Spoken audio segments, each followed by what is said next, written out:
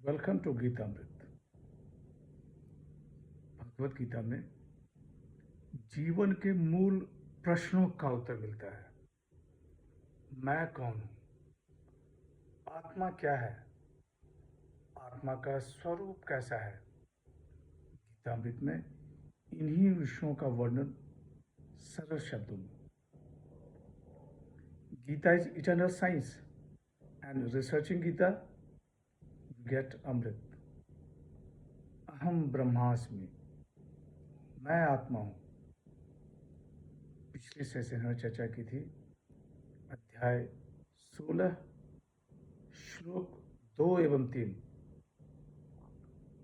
आज के चर्चा का विषय है अध्याय 16 श्लोक 4 एवं 5।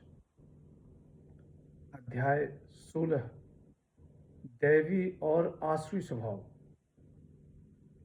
Divine and demonic nature. श्लोक 4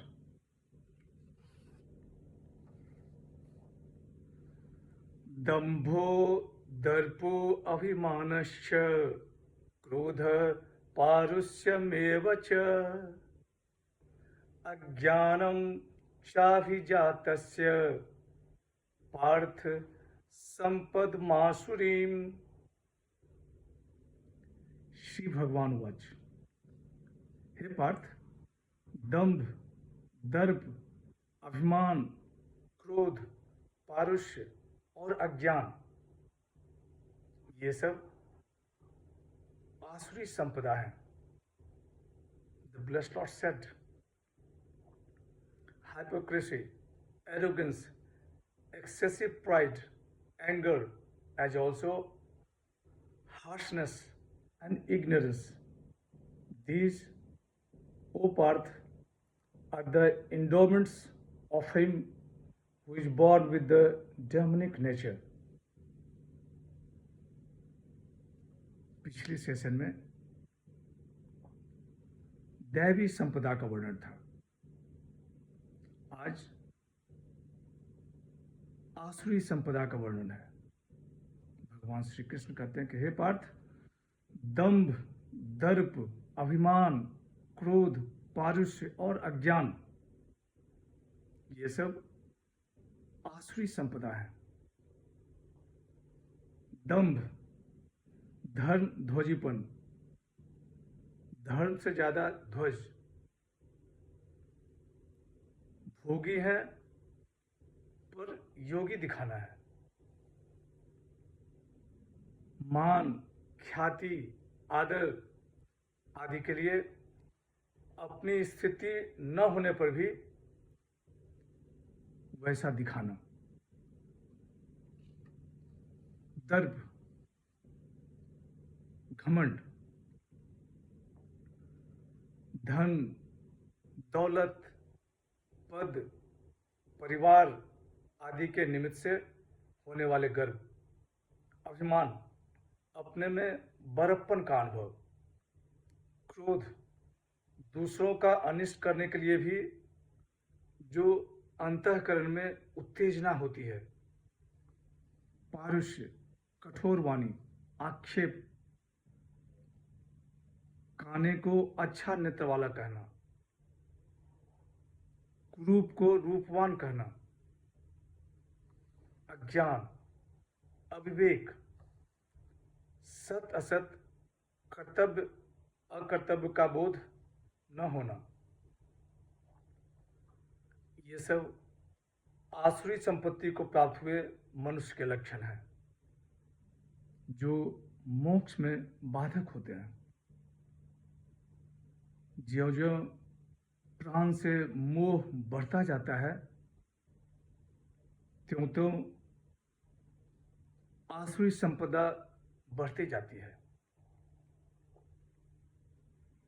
संसार से विच्छेद ही उपाय।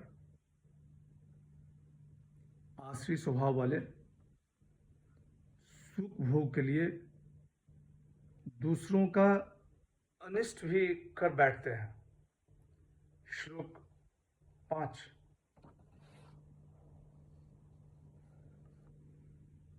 दैवी संपद्विमोक्षाय निबंधा यासुरीमता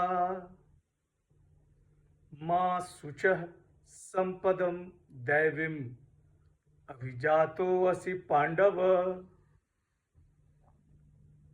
श्री भगवान उवाच, हे पांडव, दैवी संपदा मोक्ष के लिए और आसुरी संपदा बंधन के लिए मानी गई है।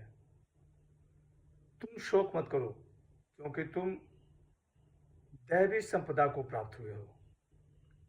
The blessed Lord said, the divine nature is conducive to liberation and the demonic for bondage. Grieve not, O Pandav, thou art born with divine endowments. यहाँ दैवी और आसुरी संपदा का फल बताया गया है।